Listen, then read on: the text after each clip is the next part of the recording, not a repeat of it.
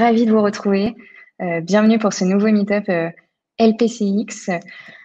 Martin, je te propose de te représenter. Moi, ça fait un petit moment que je te connais, mais tout le monde ne te connaît pas. Martin, tu as passé près de 15 ans chez Manutan. C'est pas rien. Tu y as découvert notamment la partie e-commerce jusqu'à en prendre la direction digitale, donc une sacrée aventure. Tu as rejoint ensuite Solocal, où tu y as passé un peu plus de 2 ans. Et puis, depuis l'année dernière, depuis février 2020, Sline est né aux côtés de Nathanaël et Damien. Donc ce soir, le but, c'est vraiment de représenter comment vous avez réussi à créer Sline, comment toute l'expérience que tu as pu acquérir, que ce soit chez Manutan ou chez Solocal, ont pu vous aider pour créer Sline aujourd'hui. Ouais, en effet, merci beaucoup Amandine pour l'invitation. C'est vrai que moi je suis un enfant du digital. J'ai commencé à 19 ans en effet en alternance chez Manutan où je travaillais plus sur des problématiques e-commerce et de plus en plus j'ai découvert le produit à la fois sur du e-commerce appliqué mais aussi appliqué à des projets d'innovation. Euh, et après, effectivement, pareil chez Solocal, chez Solocal, pour ceux qui connaissent pas, c'est le groupe qui détient Page Jaune. Et donc, Mm. moi, ma mission était de créer des produits de publicité digitale locale pour qu'ils puissent être achetés en autonomie par des artisans ou des ostéopathes, enfin des métiers libéraux qui, bien sûr, n'ont pas du tout le temps de pouvoir s'investir et se consacrer à ce sujet pourtant qui est très important pour leur développement.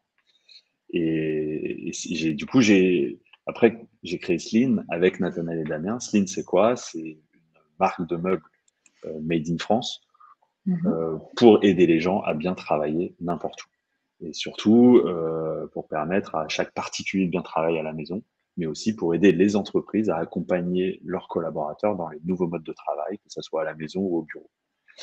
Donc, le, la petite histoire, c'est que chez Manutan, j'avais beaucoup identifié que le sujet du mobilier de bureau était un sujet très important et pour les entreprises de plus en plus parce que l'environnement de travail avait beaucoup plus d'importance. Mais par contre, c'est Mhm. un milieu qui s'était pas du tout modernisé. Et inspiré par tout ce qui s'était passé sur les DNVB type Teddy Bear, etc., sur la literie, je me suis dit on va appliquer la même chose au mobilier de bureau. D'où mon association avec Nathanaël et Damien pour pouvoir, qui sont designers de meubles à la base, Mhm. euh, pour pouvoir accompagner cette transformation à la fois d'un point de vue service, mais aussi d'un point de vue produit. Sauf que la C'est- problématique, c'est qu'on devait lancer en avril 2020 notre marque de bureau. Oui, et on va voir qu'il y a eu quelques, quelques petits changements. Je rebondis juste sur les postes effectivement de Nathanaël et Damien. C'est pas des postes qu'on a l'habitude forcément en tant que product manager, en tant que head of dans des sociétés peut-être un petit peu plus classiques du digital de retrouver. Je vais en profiter pour vous poser un deuxième sondage. Vous, quel est votre poste, à vous qui nous écoutez en ce moment? Est-ce que vous êtes comme moi, product manager? Est-ce que vous êtes plutôt comme Martin l'était au sein de Manutan ou chez Solocal, plus responsable d'une pratique digitale ou head of ou CPO? Ou peut-être que vous avez un métier complètement différent. Donc n'hésitez pas. Pareil, onglet sondage. Du coup, Martin, Voilà. tu disais, c'est vrai que depuis l'année dernière, il s'est passé quand même beaucoup de choses. C'était peut-être pas forcément prévu comme ça dans votre roadmap au début. Non, Euh, pas du tout. comment vous vous êtes lancé? Par quoi on commence quand déjà on décide de monter une boîte?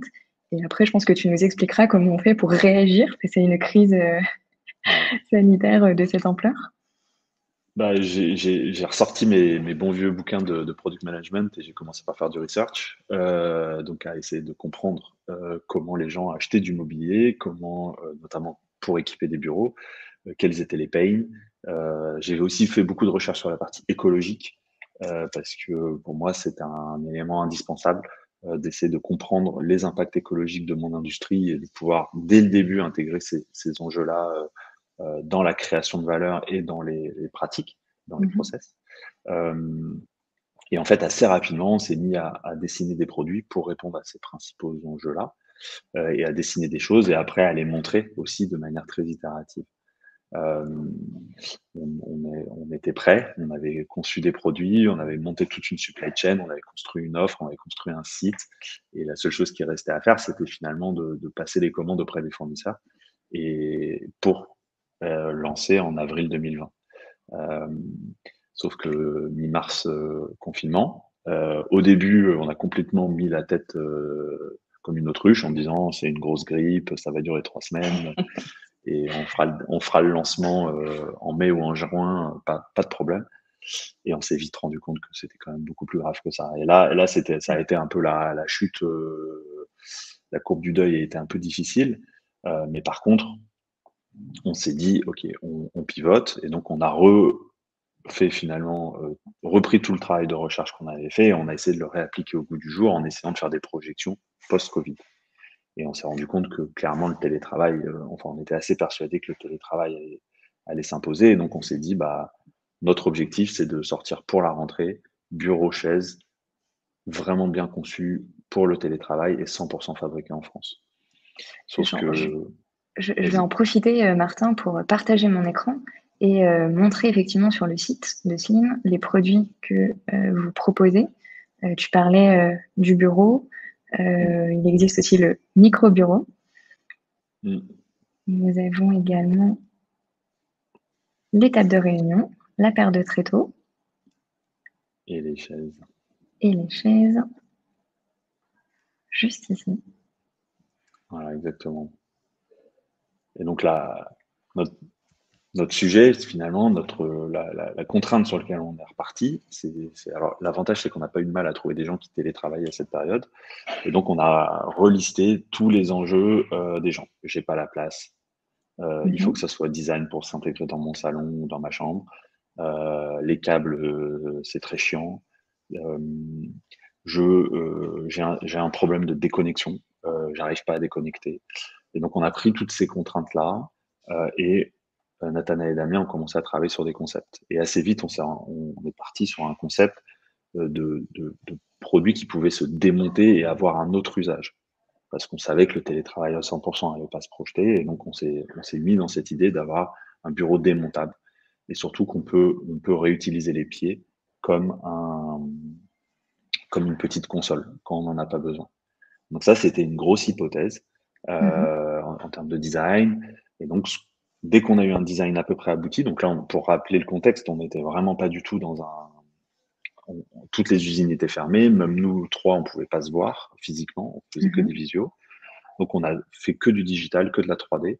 Et on a créé un site euh, un peu sous le principe des MVP en digital, sur lequel on s'est dit, bah, on va faire un site et notre KPI, ça va être le nombre de personnes qui s'inscrivent pour être avertis du lancement. Ok, donc ça c'était vraiment la première étape pour valider ce que vous étiez en train de faire avant d'avancer plus loin. Première étape, pure validation. Et donc au début, on a communiqué que sur LinkedIn en organique, donc investissement zéro. Et là, on a vu qu'on avait 15-20% des gens qui s'inscrivaient, donc on a super accueil. Donc on a commencé à faire rassurant. Ouais, bah, ça c'est un énorme saut dans le vide. Hein. Quand tu commences à communiquer, à sortir du bois, et que t'as qu'une seule peur, c'est que personne lâche son email, et donc tu dis s'ils veulent même pas lâcher leur email, ils l'achèteront jamais. Et donc on a commencé à itérer comme ça. Et c'est seulement en fait à ce moment-là, en plus on est sorti un peu du confinement, on a pu commencer à faire des protos physiques. Donc là on a eu là pour le coup une vraie différence avec le produit digital. C'est toutes les problématiques de manufacturing, quoi. C'est que il faut faire des protos, il faut aller voir les industriels, il faut être capable d'être sûr qu'ils sont capables de le faire, etc., etc. Ça, il y a aussi des enjeux de stabilité, de toucher des matériaux, etc. Donc là, on rentre dans une dimension qui est assez différente du digital, même si on peut y retrouver des liens quand même entre les deux. Ouais. Mmh. C'est un petit peu comme si côté technique sur une application mobile, on a différents types de librairies. Est-ce que ça va être assez solide pour la perf de mon app? Est-ce que ça va être assez Est-ce que ça va Ouais, pouvoir être viable dans le temps? J'ai l'impression que c'est ça. c'est ce petit lien. Ouais, et puis en digital, il y a les enjeux d'infrastructure. Mmh. Nous, c'était les enjeux logistiques. S'assurer effectivement que ça peut tenir la charge. Euh, la seule grosse différence, c'est que quand tu livres un produit chez la personne, t'es chez la personne. Donc déjà, tu es physiquement chez elle. Donc ça a un impact. Mmh. Je me suis rendu compte de ça. Les gens, ils laissent pas rentrer n'importe quoi chez eux. Et surtout, une fois que c'est chez eux, s'il y a un problème, le coût pour résoudre le problème, c'est pas le même. Donc Oui, s'il y a tu peux pas. tu peux pas te dire c'est pas grave, je vais corriger, je vais faire une petite mise en prod pour corriger le bug. Et donc Mmh. ça, effectivement, quand même une grosse différence. Donc notre, on avait le droit à l'erreur, bien sûr, mais quand Le plus même minime possible. dans une certaine mesure. Et surtout Mmh. quand tu lances ta marque, t'as pas envie que tous tes clients ils soient insatisfaits, quoi. Mmh. Est-ce qu'il y a, à un moment donné, il y a quelque chose qui a fait que vous avez dû, soit accélérer, soit, souvent, quand on lance une app ou, en tout cas moi quand j'ai dû lancer, des grosses features, on me mettait souvent la pression sur, le temps. Parfois on peut se dire, bon, c'est plutôt positif parce que, il faut que ça sorte, il faut que ça sorte et puis en même temps, il y a un côté, pression. Est-ce qu'on fait les choses bien? Est-ce qu'on va pas trop vite? Est-ce qu'on a bien anticipé, tel ou tel, aspect? Est-ce que ça vous est arrivé, avec, Nathalie et Damien? En fait, nous, on s'est dit, on ne peut pas rater la rentrée. Donc septembre 2020. On s'est dit, c'est impossible que le produit ne sorte pas à ce moment-là. Parce que dans le monde du meuble et encore plus du bureau, la rentrée, c'est un peu comme Noël pour les marchands Oui, de jouets. pour les Euh, ouais. c'est le moment dans lequel les gens s'équipent pour travailler dans leur tête. Et encore plus cette année-là, parce qu'il y avait vraiment le côté euh, Covid, etc. Ouais, Donc c'était la reprise, ouais, voilà. Et donc effectivement, en fait, on a tout calé en fonction de ça. Donc il y a énormément de choses sur lesquelles on a dû faire des raccourcis. Par exemple, la multiprise. Pour nous, c'était mmh. indispensable que le bureau intègre une multiprise. Par contre, on avait plein d'idées, d'intégration, etc. Mais sauf que là, on rentre dans du produit électronique qui nécessite des normes, des choses comme ça. On a été obligé d'intégrer une multiprise du marché. Et au début, on s'est dit, ah, mais ça va être pas terrible, etc., etc. Mmh. On était un peu déçus de devoir faire ce choix-là. In fine, ça fait 1 an. Les gens sont très contents avec la multiprise qu'on propose, il n'y a vraiment aucun problème. Et donc ça, effectivement, c'est un point dans lequel on a vu que le fait de s'imposer un timing et d'aller vite, quitte à faire des concessions, bah finalement, ces concessions, autant il y a des trucs qu'on n'avait pas vus et qu'on a dû changer par la suite, euh, autant des trucs sur lesquels on a dû faire des concessions, finalement, on n'a pas besoin de revenir dessus. Donc c'est vraiment comme dans le digital, quand on a envie de tout mettre, toutes les features, de charger parce qu'on se dit les gens vont avoir besoin de ça. Bah en fait, le fait de s'imposer des deadlines courtes euh, force à aller à l'essentiel et à vite mettre son produit sur le marché et avoir des Mmh. feedbacks. Et c'est aussi vrai en tout cas nous dans notre cas, c'était hyper vrai. Je pense qu'on n'aurait pas eu le succès qu'on a eu si on avait raté ce timing-là, par contre. Mmh. Et grâce à ces feedbacks, j'imagine que vous avez pu, continuer à itérer sur, les bureaux, sur les chaises. Est-ce que, Ouais. on dit aussi souvent, quand on crée une app ou un site, c'est bien de faire de l'A/B testing pour, pouvoir, s'assurer, qu'on est on va dans la bonne direction par rapport à ce que Mm. veulent ou en tout cas, ce qui pourrait permettre de répondre aux problèmes de nos utilisateurs. Est-ce que ça, pour vous, c'est possible? Est-ce que vous avez trouvé des techniques pour essayer de le faire? Alors, on fait pas de. Alors, A/B testing sur du produit, on l'a pas fait. Euh, je pense que c'est possible. Tu livres plusieurs types de produits à des gens Mmh. sans leur dire qu'il y a des différences et tu mesures l'impact sur un certain nombre de KPI. Je pense que c'est possible, on l'a pas fait. Par contre, ce qu'on fait beaucoup, c'est de livrer des protos à des clients ou à des prospects. Mmh. Euh, Par exemple, on a eu des gens, par rapport à certaines morphologies ou certaines postures, qui trouvait le dossier de notre chaise un peu rigide. Et donc, ce qu'on a fait, c'est que c'est quelques pourcentages, mais on voulait adresser vraiment tous les gens. Donc, on a fait un proto, on a, on a contacté ces gens qui nous avaient fait ces remontées-là et on leur a envoyé, on a pris leur feedback. Et ça nous a permis effectivement de dire, bah voilà, de proposer cette option-là, ça peut être un vrai truc positif. Ce qu'on fait aussi beaucoup, c'est même encore plus en amont que ça, c'est dès qu'on a des idées de produits, on fait des typeforms pour récolter leur feedback sur les produits. Aussi en termes de prix, parce que c'est aussi des fois des questions, les produits sont super, mais par contre, les gens sont pas prêts à dépenser X euros, parce que nous, tous nos produits sont faits 100% en France, donc c'est vite quand même un budget, parce qu'on est sur des produits de qualité. Donc c'est aussi important de mesurer cette proportion à payer là-dessus. Vous avez eu un drop au niveau justement si on reprend le funnel AARRR qu'on pourrait trouver sur un produit digital, est-ce que quand vous avez annoncé les prix, vous avez vu cette courbe décliner peut-être?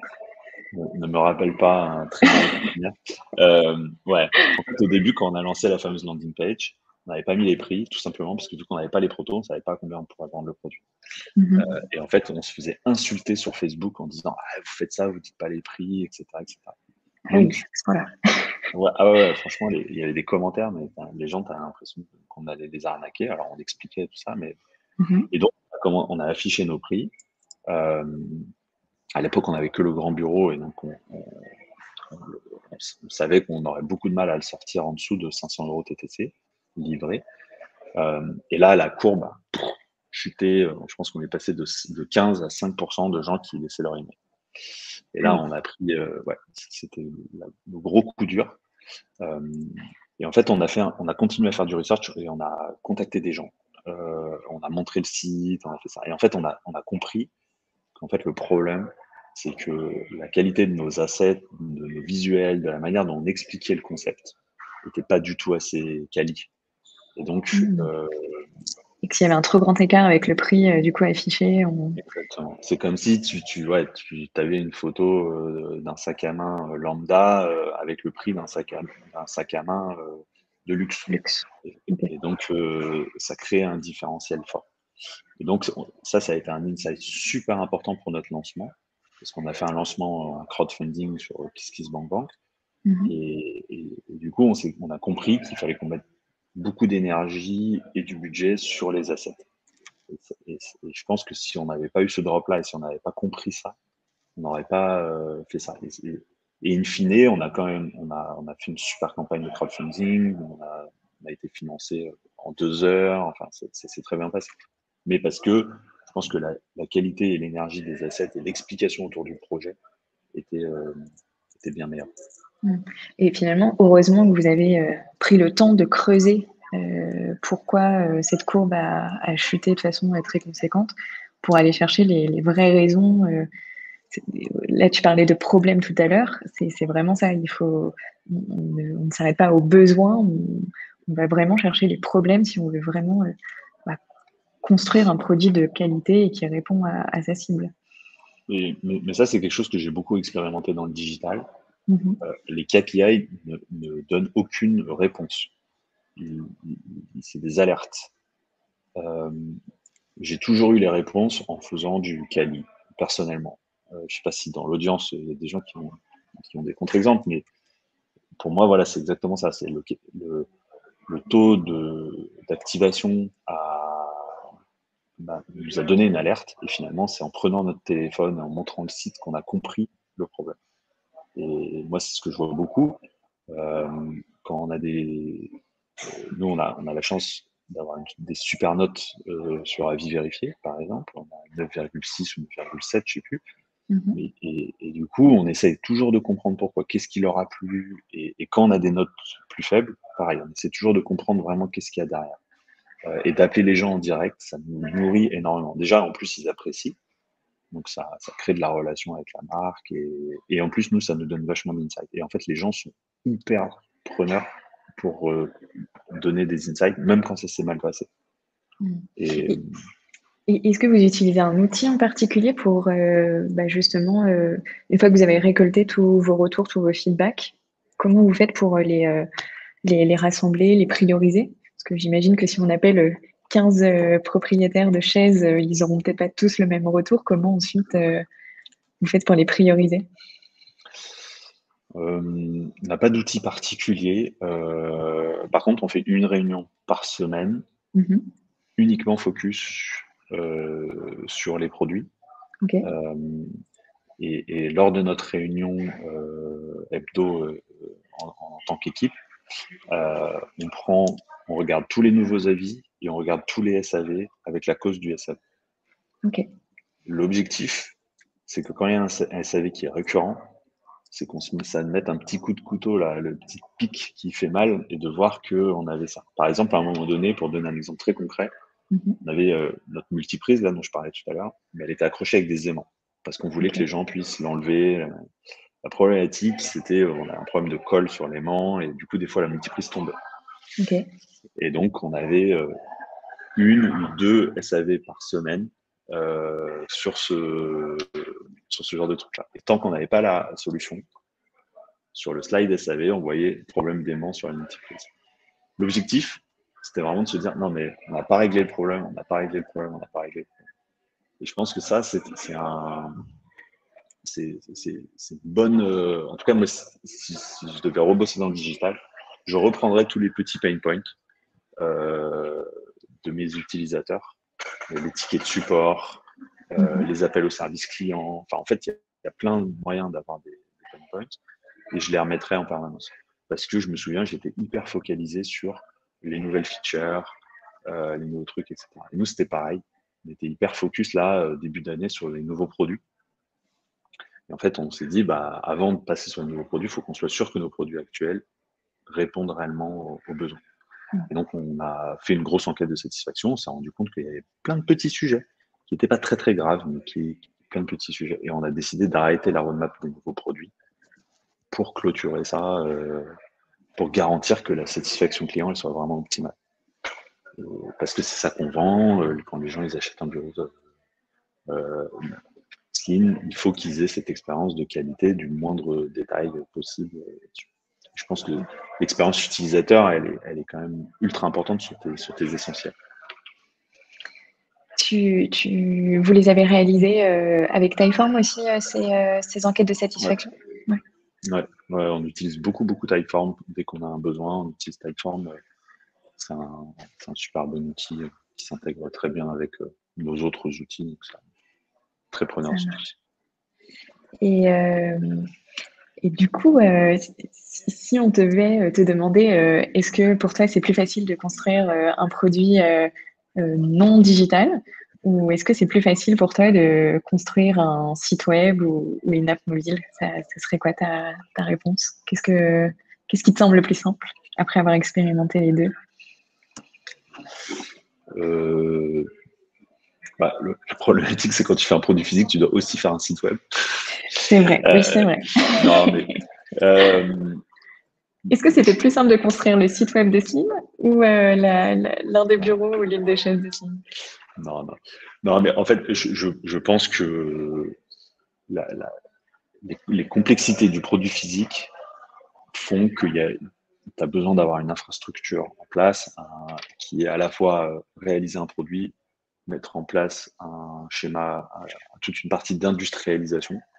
Euh, pour prendre un parallèle, quand un designer dessine un produit physique, c'est en 3D, Mhm. le temps pour que ce produit-là puisse être industrialisable, il est énorme. Enfin, c'est de l'ordre de minimum plusieurs mois, Ah souvent oui, beaucoup plus. ok. Euh, alors que Ça, c'est une quand tu sacrée as contrainte. ouais, ça c'est un truc parce qu'en général il y a plusieurs trucs, il y a plusieurs industriels, des fois il y a des moules plastiques à faire, etc. etc. Donc tu as quand même une lourdeur dans l'industrialisation qui est beaucoup plus forte que quand tu as un designer UX au sens digital du terme Mhm. qui dessine une jolie maquette. Tu donnes ça à un bon front-end, donc globalement ça va pas lui prendre trop de temps en général. sauf si derrière, il y a beaucoup d'intelligence à mettre, etc. Donc, je pense quand même qu'un produit physique a une barrière à l'entrée plus forte. Maintenant, je suis assez convaincu que on peut quand même aller vite, on peut quand même faire des choses rapides euh, quand on s'enlève un certain nombre de barrières et aussi quand on fait du local. C'est-à-dire que nous, si on avait travaillé avec l'Asie, par exemple, on n'aurait jamais pu faire des choses comme ça. Ok. Donc ça, c'est l'une des contraintes, on va dire, majeures quand tu construis un produit physique. Est-ce que tu en vois d'autres, des contraintes qu'on retrouverait peut-être pas sur le digital? Bah, en fait, il faut penser long terme. C'est-à-dire que nous, on pense notre produit comme un produit très évolutif. Et donc, typiquement, si je reprends mon exemple d'aimant, on a fait un espèce de joint silicone qui permet d'éviter l'aimant, mais de garder la modularité de la multiprise. Et ça, on l'a fait pour que ça puisse s'adapter, que ce soit entre guillemets rétroactif sur quelqu'un qui avait acheté le produit initialement. Et donc, ça, ça c'est un vrai enjeu, c'est comment tu gères ton SAV et les évolutions de ton produit tout en gardant une sorte de rétroactivité. Et de réfléchir vraiment en système et en produit dans le Global. temps. Donc, je sais pas, là, nous, ça fait 1 an qu'on est lancé. Si je prends juste le bureau, il y a eu peut-être 4, 5, 6 évolutions. Ah oui, Donc, déjà. on serait peut-être la 1.6 du bureau.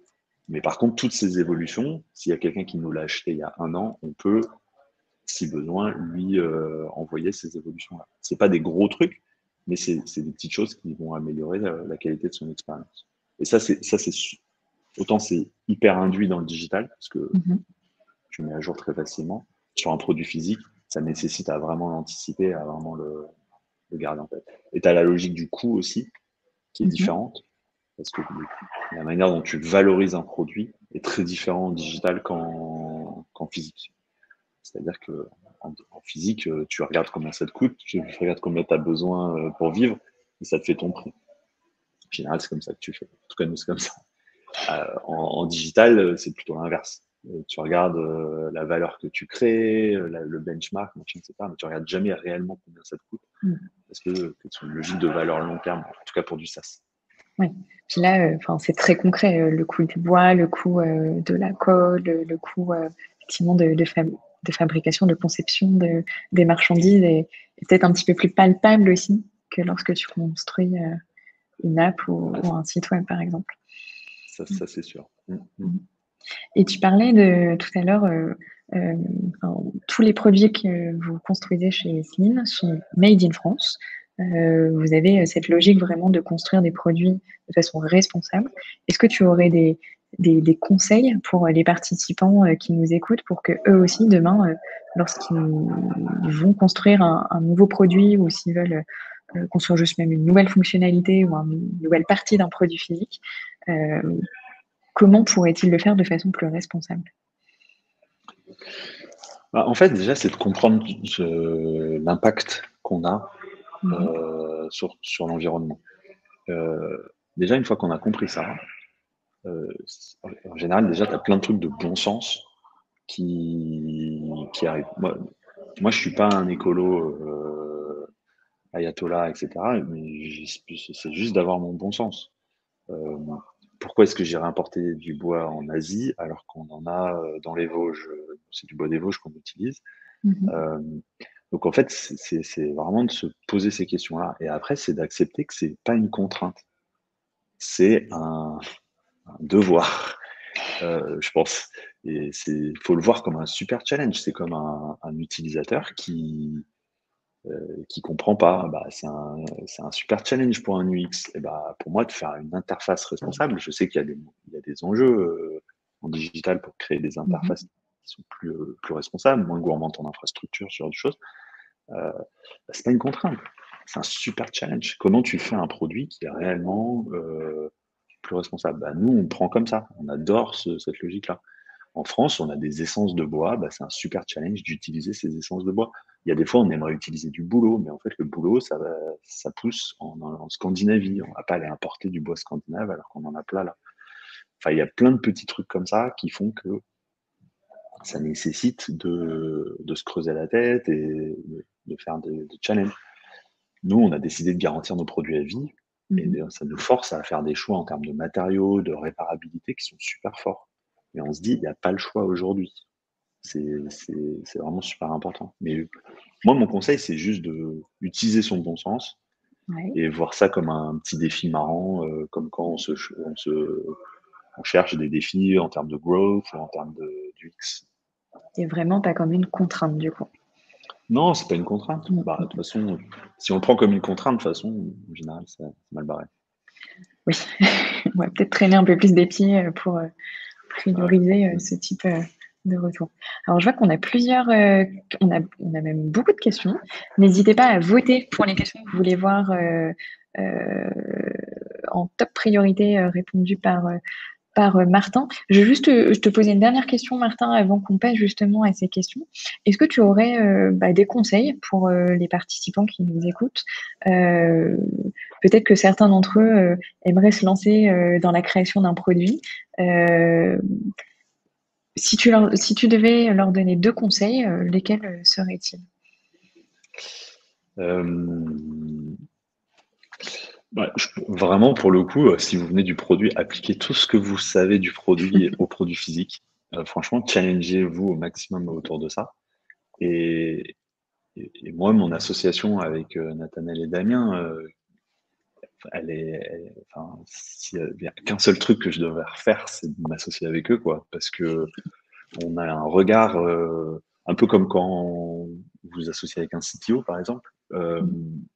Bah, tu as un regard qui est très complémentaire, qui est très différent, et tu sais que la technologie est au cœur de ton produit de demain.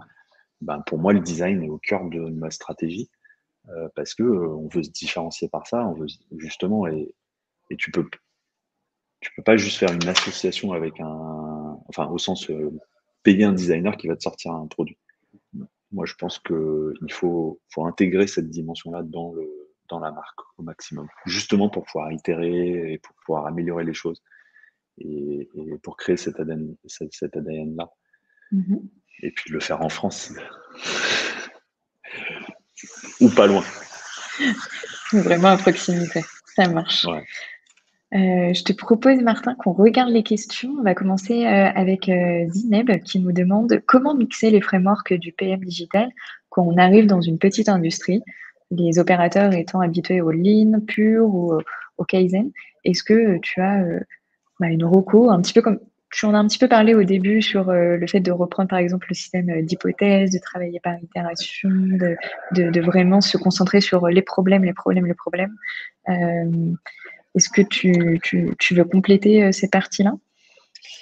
Bah, en fait, effectivement, dans l'industrie, surtout en France, parce qu'ils sont très challengés par les coûts des humains, qui Mhm. coûtent plus cher que dans les pays low cost, euh, on cherche l'efficacité et on cherche à optimiser au maximum. Et donc, c'est super important quand analyses ton produit, d'essayer de faire en sorte que pour les industriels, ça soit le plus facile à faire pour eux. Euh, et donc, à adapter ton design à l'outil de ton partenaire. Et ça, c'est super important parce que c'est comme ça que tu vas réussir à optimiser les coûts. Euh, Si tu demandes à faire des trucs très complexes pour un industriel, lui, ça va pas rentrer dans son modèle, et donc au Mhm. final, ton produit va sortir très cher, surtout si tu le fais fabriquer en France. Donc il faut vachement penser à ça. Et effectivement, il faut s'intégrer dans ces logiques d'efficacité et en termes effectivement d'optimisation de processus. Le lean et tout ce qui est Kaizen, etc., ça cherche à faire ça. Et après, une fois que ton produit est lancé, bah, il faut que tu t'appliques ces process-là parce que quand tu fais de la logistique, c'est très important d'être hyper efficace parce que sinon tu vas perdre de l'argent et la satisfaction client sera pas au rendez-vous. Ça sera pas un rendez-vous, ouais. Et justement, pour revenir sur les prototypes, j'enchaîne avec la question de Hélène. Est-ce que les prototypes que vous avez livrés à vos clients, est-ce qu'ils étaient gratuits? Est-ce qu'ils étaient payants? Est-ce que vous les avez loués? Parce que c'est vrai que parfois, on peut avoir du mal à trouver des bêta-testeurs. Du coup, Mm. comment on fait pour les trouver et leur faire tester nos protos? Alors là, ça dépend ce qu'on voulait tester. Il y a des fois, on veut juste tester le confort, l'expérience. Mhm. Dans ces cas-là, on les prête. Ok, Et les gens, s'ils les aiment, ils peuvent les acheter à un prix préférentiel. Si on veut tester la proportion, enfin la désirabilité du produit, pour utiliser les termes produits, euh, là, pour le coup, on propose de les acheter. Parce que c'est ok, ça qu'on veut tester. On leur livre, mais dans cette logique d'achat, ou en tout cas en leur disant, faut que je reprenne. On les fait payer et on leur dit que si ça leur plaît pas, on les rembourse. d'accord. Mais ça permet de mesurer un peu cette désirabilité-là, à la fois de dire tiens, ça m'intéresse, et en plus, euh, le, si les gens le gardent, c'est quand même bon signe. Donc si les gens n'acceptent pas d'être vos bêta-testeurs, ça veut dire déjà qu'il y a un problème sur la désirabilité. Parce que C'est un bon indicateur. logiquement, tu trouves toujours des gens dans ta communauté, surtout si tu as déjà un peu une communauté, les gens, naturellement, ils adorent tester des trucs. Donc si personne ne veut le faire, bon, c'est mauvais signe. Pas bon signe. Mais en tout cas, on cherche Effectivement. pas, on intègre cette question-là dans ce qu'on veut valider par ce bêta-test. Ok. Et pour continuer sur effectivement le fait de mesurer la satisfaction de vos utilisateurs, vos clients, Hélène nous demande, est-ce que vous avez appelé les clients en direct? Si c'est le cas, comment on fait pour rentrer en contact avec ces clients ou futurs clients? Est-ce que vous avez peut-être un process avec Nathanaël, Damien sur cette partie-là? Non, on les contacte directement. Moi, ce que je conseille toujours, c'est de le faire individuellement à partir de sa boîte mail et d'envoyer un vrai message personnalisé, comme si, enfin, vraiment, tu contactes Amandine. Moi, je trouve que les gens, ils sentent quand c'est des trucs automatisés, ils Mm. sentent quand c'est. Et il faut les contacter. Si tu as leur mail, tu fais par mail. Si tu les appelles par téléphone, etc. C'est un. Moi, je pense qu'il faut être super sincère dans la démarche. Et il ne faut pas viser d'avoir 50 personnes. En Mhm. général, quand on a une dizaine, ça, déjà, tu as vraiment du feedback. Et il faut accepter d'investir du temps là-dessus. Moi, je trouve que c'est un. Mm. Pour donner un autre exemple là-dessus, le numéro du SAV pendant 6 mois, c'était mon numéro de portable perso. Donc, et, et, et c'est franchement, c'était la meilleure décision que j'ai prise de Slim. Parce que j'avais les gens en direct, quand ils étaient énervés, je savais, et franchement, quand c'est ton produit que tu as lancé et qu'ils t'appellent sur ton truc, t'as qu'une Ouais, envie, c'est de résoudre le problème.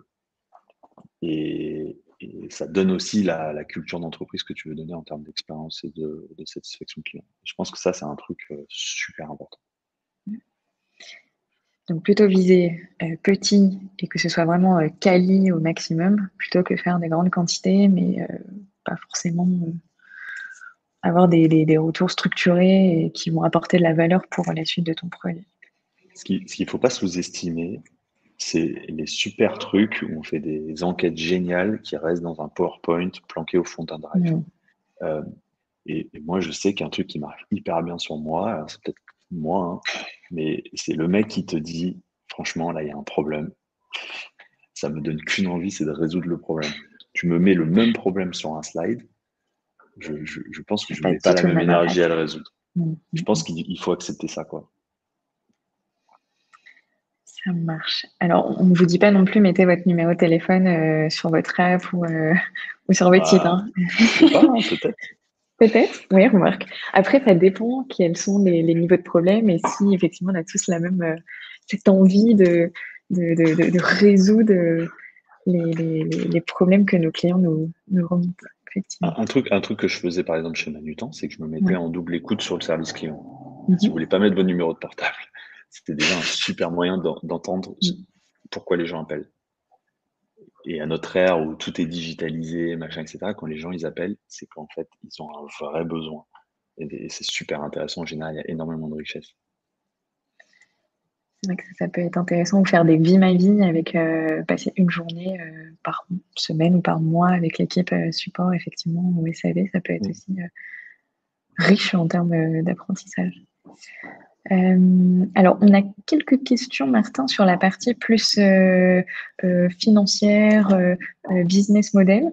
Est-ce que tu veux nous parler de votre business model ou notamment comment vous arrivez à qui sont vos clients aussi au final?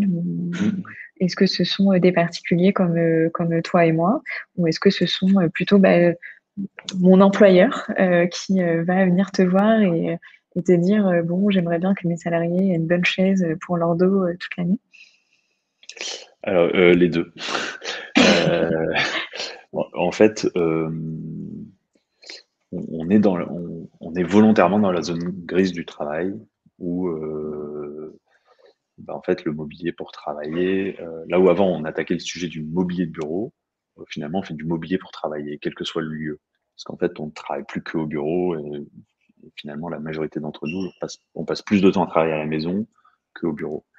Et donc aujourd'hui, on a des particuliers qui peuvent commander nos produits sur notre site en mode e-commerce assez classique ou un peu de retail aussi, donc on est au BHV, ce genre de choses.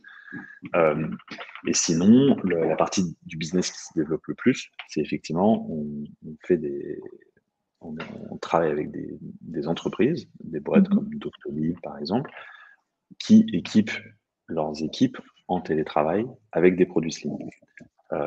Donc ils donnent un budget par collaborateur et les collaborateurs peuvent choisir le produit dans la gamme de Slim qui leur convient le plus. Et s'ils veulent, ils peuvent abonder ce budget avec leur propre argent. Ok. Et là, de plus en plus, on fait aussi, on revient à nos premiers amours d'aménagement de bureau et de repenser les espaces de travail pour qu'ils soient beaucoup plus modulaires, beaucoup plus collaboratifs. Donc, notre approche, c'est comment est-ce qu'on va aider les entreprises à créer une expérience de travail qui va favoriser le bien-être, la concentration à la maison et la collaboration, et la modularité et la créativité au bureau. Très clair, très très clair. Très très clair. On a une question de Patrick qui nous demande vaut-il mieux sortir rapidement un produit imparfait ou plutôt prendre le temps pour sortir un produit parfait? Alors là, dans ton cas, je pense que la réponse est différente entre est-ce que c'est un produit physique ou digital, un petit peu comme tu l'expliquais tout à l'heure, on ne peut pas rentrer chez les gens tous les 15 jours pour ajouter une étiquette. C'est- Je, je, je suis un grand adepte quand même de la rapidité. Je trouve que prendre son temps, euh, ça a souvent beaucoup plus d'inconvénients que d'avantages. Parce que je pense que déjà par définition, prendre son temps, pourquoi faire? Après, la question, c'est qu'est-ce qui est important pour vos utilisateurs? Et la question du produit imparfait ou parfait, pour moi, elle dépend de ça. S'il y a 5 items qui sont très importants pour vos utilisateurs, il faut cocher ces 5 items, c'est évident. Euh, Par contre, si par imparfait, on veut dire qu'il y a plein de petits trucs annexes, ça serait trop bien de les avoir, mais c'est pas des choses vitales. Je pense il faut aller plus vite. Euh, et après, c'est à mettre dans chaque industrie, dans chaque business et dans chaque criticité. Hein. Il y a des industries qui sont hyper critiques, sur lesquelles ils doivent frôler le La zéro défaut. perfection. Mm. Euh, Moi, je pense quand même, dans la majorité des industries qui ne sont pas critiques, il faut aller le plus vite possible. Je trouve que là, aller à la rencontre réelle de son marché, au sens est-ce que les gens ils vont acheter, est-ce qu'ils vont utiliser mon produit, c'est quand même là où on apprend le plus et on se met dans une mécanique de mouvement qui est la plus forte. Ok. On va prendre une dernière question. On va prendre Adrien. Adrien, il nous demande est-ce qu'en hardware, vous opérez un suivi de la vélocité de développement produit, comme ça peut être le cas en digital? Est-ce que par exemple, vous avez des notions de points, de force, de focale ou une autre méthode peut-être pour suivre Euh, le dev? alors non, mais on en a parlé la semaine dernière. Ah, Euh, parce qu'on a forcément, on a sorti notre premier produit très très vite et les produits d'après, on est moins efficace. Pourtant, on a plus de moyens et on a plus de monde et on est moins efficace. Et donc, on s'est dit qu'il fallait qu'on remette de la matière tangible et de réfléchir effectivement en termes très inspirés de l'agile, focalisation, effort, impact, mettre mettre des sprints intermédiaires sur les gros projets, etc. Je suis assez convaincu que c'est hyper vertueux dans le digital et qu'on pourrait vraiment s'imprégner de ça sur la partie aussi sur la partie produit physique. Parce que les cycles de développement sont longs, sont coûteux et il faut les rentabiliser. Ça marche. Eh bien, écoute, merci beaucoup, Martin. Il est déjà 18h50, on va vous laisser. Les questions qui n'ont pas eu de réponse, on va les garder, ne vous inquiétez pas. Et si Martin a quelques instants la semaine prochaine, on vous partagera ses réponses. En tout cas, merci beaucoup, Martin, d'être venu. On est ravis de t'avoir à nos côtés. Merci beaucoup. Merci. Avec grand plaisir. Merci beaucoup, Amandine. Merci beaucoup pour vos questions. Et puis, je suis vraiment disponible aussi pour échanger avec vous offline sur LinkedIn. Mon mail, c'est martin@slim.com. Si vous voulez continuer ces discussions, c'est des trucs qui me passionnent. Donc, avec plaisir pour continuer la discussion. Super. Et effectivement, merci aux participants qui nous ont posé des questions, qui sont restés jusque-là avec nous ce soir. Je vous le disais au début, n'hésitez pas si vous habitez à Lyon, à Marseille, à Bordeaux, à Nantes, où les meet-up LPCX vont reprendre. Alors là, vous étiez majoritairement à Paris. Ne vous inquiétez pas, nous on se retrouve le mois prochain. On parlera UX dans les jeux vidéo notamment. Donc, ne manquez pas la petite notif prochain meet-up. Et puis, si vous voulez voir les replays, réécouter Martin, que ce soit en version audio ou en version vidéo, je vous mets les liens dans le chat. Et n'hésitez pas à nous partager vos retours. Si vous voulez venir parler, comme ça a été le cas ce soir de Martin, n'hésitez pas à nous contacter. Ça s'est bien passé, Martin. Ça va? Impeccable. Donc voilà, n'hésitez surtout pas. On vous souhaite une excellente fin de journée. Passez une bonne semaine et à très vite. À très bientôt. Salut Martin.